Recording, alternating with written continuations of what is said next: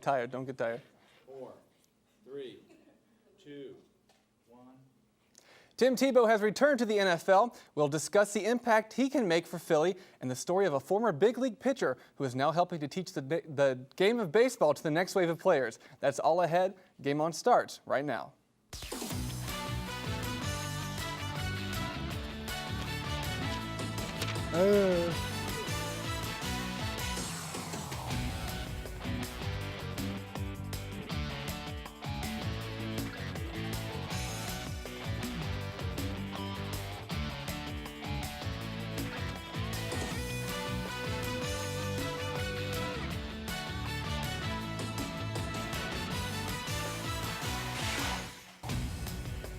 Welcome to Game On. We're a show about sports and faith. So where else would we begin the program but with Tim Tebow, right?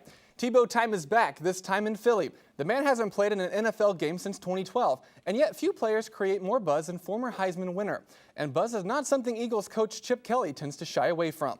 According to multiple reports, Tebow is signing a one-year deal with Philadelphia for the league minimum. The Eagles had worked Tebow out last month, and now they add him to a crowded quarterback position.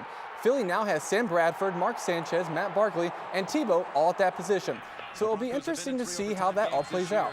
Outside of his college glory days at Florida, Tebow is best remembered for his magical 2011 in Denver. That season, he led the Broncos to the playoffs and even helped win their first-round game in overtime over the Steelers. Following that season, he was shipped out to the Jets, where he threw 8 passes in 2012 and hasn't played a regular season game since. The NBA playoffs got underway this weekend, and it's the race to see which team can outlast the other. Despite being the higher-seeded team and having home court advantage, the Clippers went into their first round with the Spurs as the decided underdogs. Clippers seem to use that perceived slight motivation in Game 1 as they rocketed out to a double-digit lead in the first quarter. Let's go to the third. Blake Griffin setting the tone. He was in acceleration mode, driving and throwing down. Clippers up 6. Later in the third, Chris Paul, sweet wraparound pass to Griffin. Clippers up 10. Griffin had 26 points on the night. In the fourth, Clippers up by 14. Griffin to J.J. Redick for the corner 3.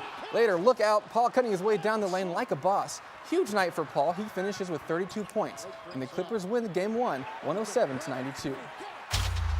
In the East, LeBron and the Cavs opening their series against the Boston Celtics, but LeBron wouldn't be the star in this one. Instead, it was Kyrie Irving dropping 30, including this 3-ball to beat the halftime buzzer. LeBron, sans headband, would finish with 26 and 7 as the Cavs win its 113-100.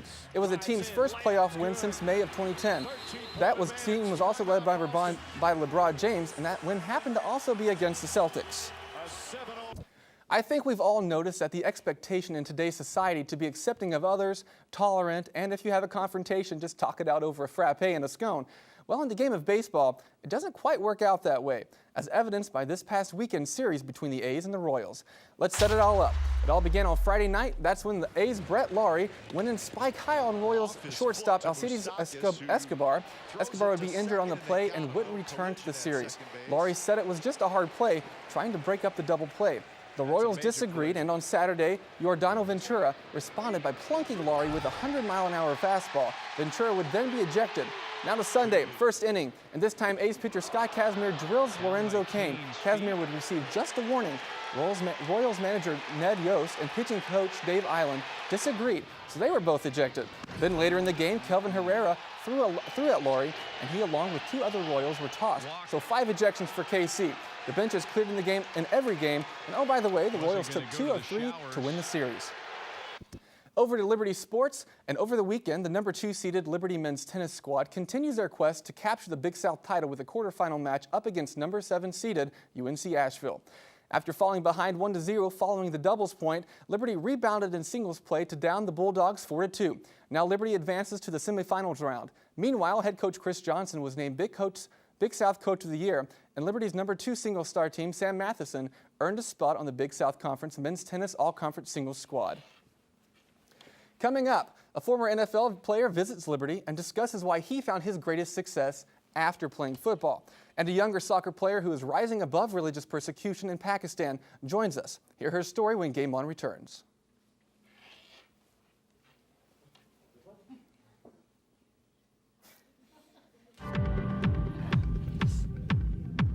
This is so annoying. It really is a learning curve, this thing. Even there's nothing happening in it. It's all up on your back, it's all up in your ear.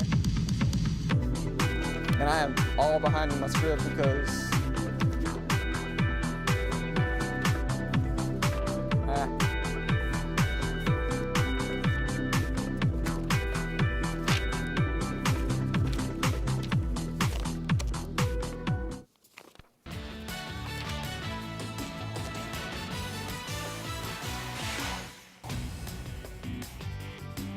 Welcome back. Liberty Christian Academy is a high school in Lynchburg, Virginia that's turned out some really good baseball players in recent years.